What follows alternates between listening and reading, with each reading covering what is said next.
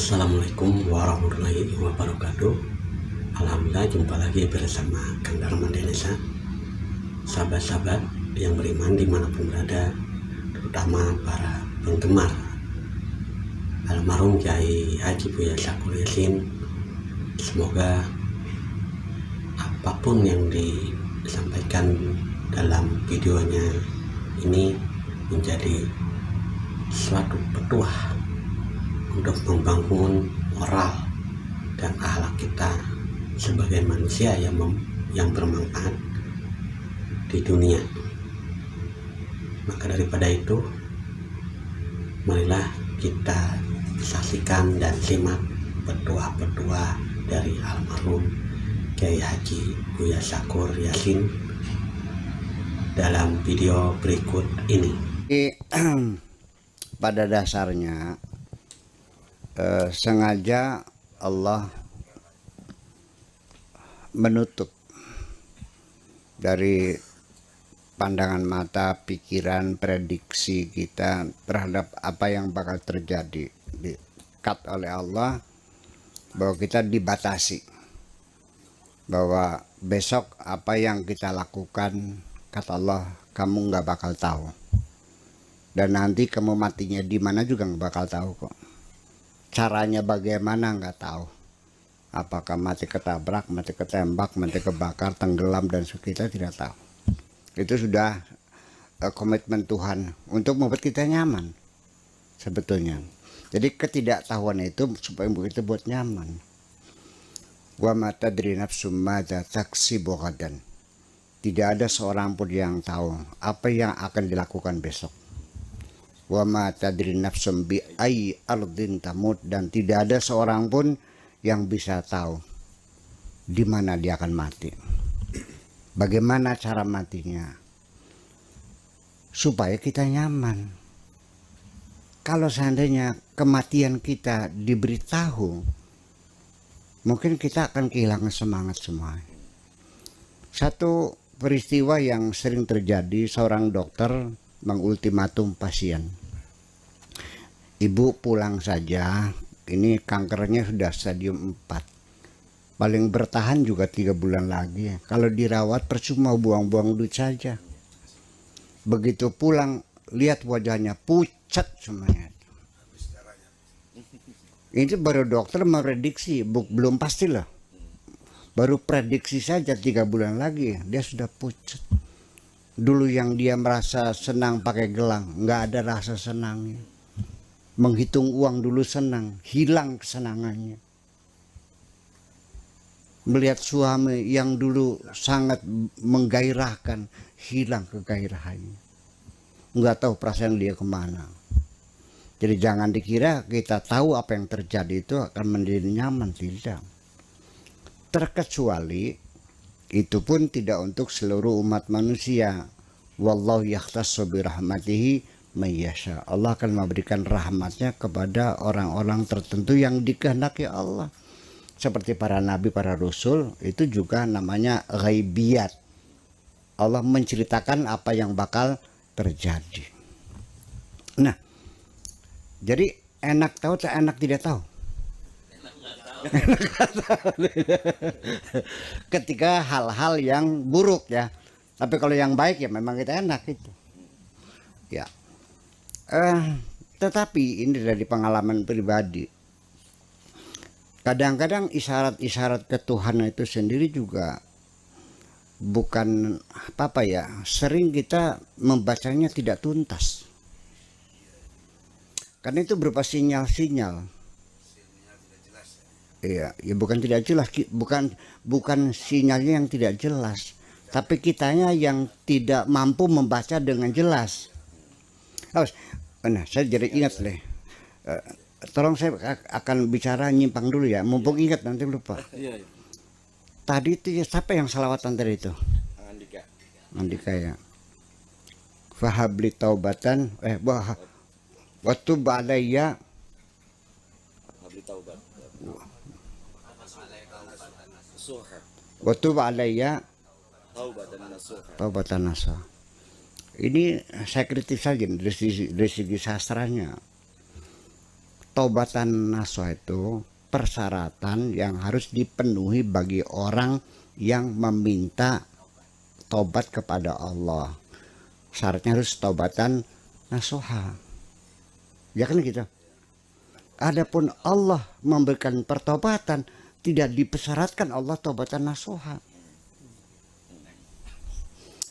Persyaratan seorang pedagang harus menjamin kepuasan konsumen. Tapi seorang pembeli tidak dipersyaratkan harus menjaga kepuasan konsumen dia pembelinya. Nih, kita perhatikan ya. Ya ayyuhalladzina amanu tubu ilallah taubatan nasuha. Wahai orang beriman, bertobatlah kepada Allah dengan taubat nasuha. Menjadi persyaratan harusnya taubat nasuha. Ya, asa rabbukum an yukaffira ankum. Semoga Tuhanmu menutupi segala keburukan-keburukanmu. Jadi ini persyaratan untuk orang yang bertobat, bukan persyaratan bagi Tuhan harus taubat nasuha. Ini kritik saya. Ya, dan yang betulnya seperti apa? ya kalau Allah jangan menuntut Allah taubat dengan taubat nasuha dong. Waktu ba'alaya taubatan nasuha. Kita minta Allah menerima taubat kita dengan taubat nasuha. Ini maksudnya gimana? Enggak jelas. Nah ini banyak sekali ini qasidah-qasidah diniyah ini yang mungkin ketika menyusunnya tidak menggunakan logika sastra dengan kehalusan bahasa, asal berbunyi gitu. Ini mohon maaf sebenarnya. Ini saya cut dulu Pak, nanti kita lanjutkan lagi. Jadi artinya bahwa jadi bukan apa namanya sinyalnya itu nggak jelas, tapi kitanya yang tidak mampu membacanya. Jadi bukannya karena Allah tidak memaafkan, tetapi karena kita sendiri pertobatannya tidak nasuha. Nah nasuha sendiri juga saya nggak jelas ini. Ada yang paham nggak menanya taubat nasuha itu? Taubatan nasuha itu adalah murni betul-betul pertobatan yang muncul dari kesadaran diri. Dari kata nasaha, nasihat. Nasuh itu namanya sighah mubalaghah. Ghafurun, nasuhun, ya kasulun, apalagi raufun, wazannya faulun dari mubalaghah. Artinya betul-betul murni dari menasihati dirinya sendiri. Seorang perempuan sebagai pelacur, contohnya, di tengah dia sedang laris, sedang ngantri, malah satu kali eksekusi itu 2,5 juta katanya mah. Saya belum pernah nyoba. Satu hari itu maupun bisa melayani 4 kali, kan 10 juta. Di tengah larisnya, di malam hari dia terlentang sambil melihat kipas angin berputar, tiba-tiba air matanya meleleh. Dia berkata, ini kerjaan apa ini? Apa artinya saya banyak duit, bisa beli rumah, beli sawah, kalau saya harus menanggung rasa sakit nantinya? Sebelum aku sakit, aku ingin bertobat. Itu yang namanya nasuha. Tapi kalau setelah kena penyakit HIV AIDS, terus dia bertobat, ya itu mah bukan nasuha namanya. Atau karena usia sudah lanjut, sudah umur 65, yang langganan anak-anak SD kok. 2.000 bayarnya. Itu kata Bu Risma ceritanya gitu kan enggak. Nah itu mah karena sudah nggak laku-laku, namanya bukan nasuha. Jadi kesadaran semacam itu. Apakah Anda minta Allah dengan kesadaran seperti itu? Ini perlu. Jadi diluruskan. Jadi artinya ampunilah kami dengan kebesaran ampunanmu, bukan dengan kenasihatannya. Itu ini. Banyak sekali syair-syair atau qasidah-qasidah keagamaan yang sebetulnya saya tidak merasakan indah ya, tapi sangat populer, yaitu Abu Nawas itu. Gus Dur juga pernah menyanyikannya. Ilahi las tulil firdausi ya ahlaya wala aqwa ala naril jahimi. Ini kan orang mau minta apa sih, nggak jelas. Sorga nggak pantas, neraka nggak kuat, jadi lu mau minta apa? Dia tidak menyampaikan keinginannya. Kemudian juga siapa lagi tuh?